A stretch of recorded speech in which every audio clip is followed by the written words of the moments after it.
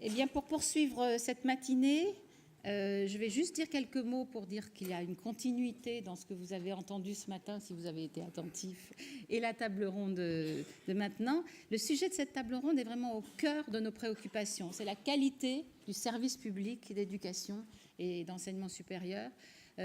Et en particulier cette qualité revue dans le cadre de la modernisation et de la transformation numérique, en particulier de l'administration.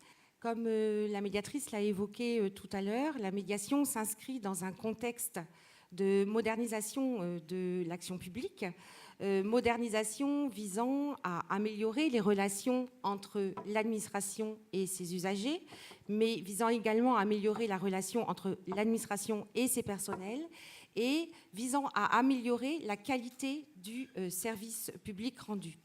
Ce mouvement, initié dans les années 1970, n'a jamais cessé. On peut citer pour les réformes les plus récentes qui s'inscrivent dans ce contexte de modernisation, la loi de modernisation de la justice du XXIe siècle, dont on a parlé tout à l'heure, mais également la création du Code des relations entre le public et l'administration.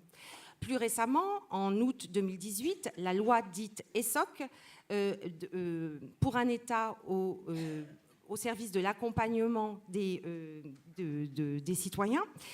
Et au sein des ministères de l'Éducation nationale et de l'Enseignement supérieur, 2 expérimentations sont mises en œuvre depuis la rentrée 2018. L'expérimentation dans certaines académies de la mise en place de la GRH de proximité et de la création du référent unique usager. Actuellement, un des aspects les plus importants de la mutation de l'administration est la dématérialisation de l'ensemble des services publics.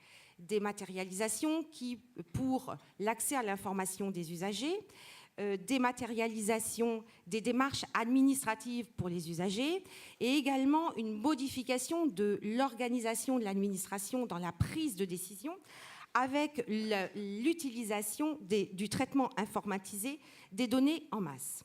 Dans ce cadre de modernisation et de numérisation des services publics, de transformation numérique, la question qui se pose pour nous aujourd'hui est de savoir comment et est-ce que ces réformes permettent réellement d'améliorer la qualité de la relation de l'administration avec ses usagers, avec ses personnels, et comment vont être redistribués les rôles entre les différents acteurs.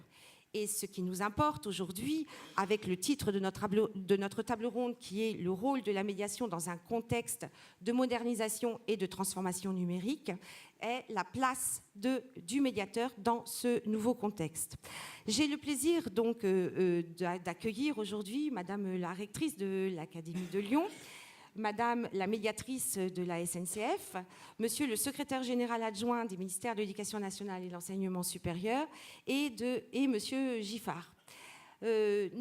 Pour ouvrir la discussion sur ce thème, je me tourne donc vers Monsieur le secrétaire général adjoint des ministères de l'Éducation nationale et de l'Enseignement supérieur, et j'aurai 3 questions à vous poser. Quels sont les objectifs du programme Action publique 2022 dans l'Éducation nationale et l'Enseignement supérieur? Quels sont les avantages pour vous et les inconvénients du tout numérique?